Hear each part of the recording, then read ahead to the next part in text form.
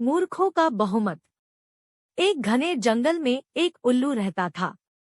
उसे दिन में कुछ भी दिखाई नहीं देता था, इसलिए वह दिन भर पेड़ में ही छिपकर रहता और रात होने पर बाहर भोजन ढूंढने निकलता था। वो इसी तरह नियमित रूप से अपनी दिनचर्या का पालन करता था। एक रोज भरी दोपहर में कहीं से एक बंदर उस पेड़ पर आया। उस दिन बहुत तेज गर्मी थी। गर्मी से बचने के लिए वो बंदर पेड़ पर ही बैठ गया और कहने लगा कि कितनी तेज गर्मी है। ऐसा लग रहा है मानो आसमान में सूरज नहीं कोई आग का गोला चमक रहा है जो आग बरसा रहा है। बंदर की बातें सुनकर उल्लू से रहा नहीं गया और वो बोला कि ये तुम क्या कह रहे हो?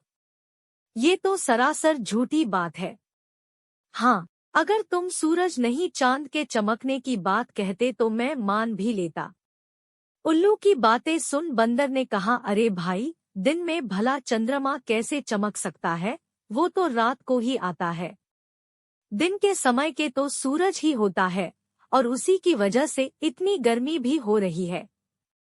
बंदर ने उल्लू को अपनी बात समझाई, लेकिन उल्लू था कि अपनी जिद पर अड़ा रहा और बंदर से लगातार बहस किए जा रहा था।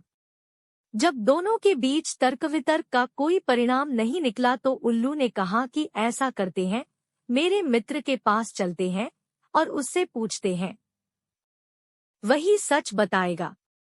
उल्लू की बात मानकर बंदर उसके साथ चल पड़ा। वो दोनों एक दूसरे पेड़ पर गए जहां एक दो नहीं बल्कि कई सारे उल्लुओं का झुंड था।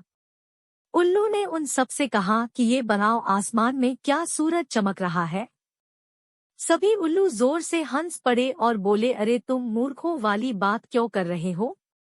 आसमान में तो चांद ही चमक रहा है। बंदर काफी हैरान था, लेकिन वो भी अपनी बात पर अड़ा रहा।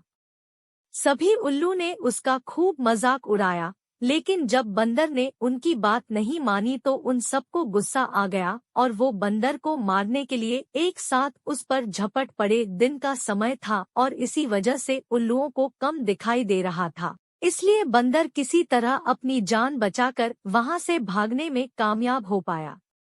सीख: मूर्खों से बहस करना बेवकूफी है, क्योंकि वो कभी भी बुद्धिमान लोगों की बातों को सच नहीं मानते और ऐसे लोग बहुमत के चलते सत्य को भी झुठलाकर असत्य साबित कर देते हैं। इसलिए ऐसे लोगों को समझाने या उनसे तर्क करने का कोई फायदा नहीं।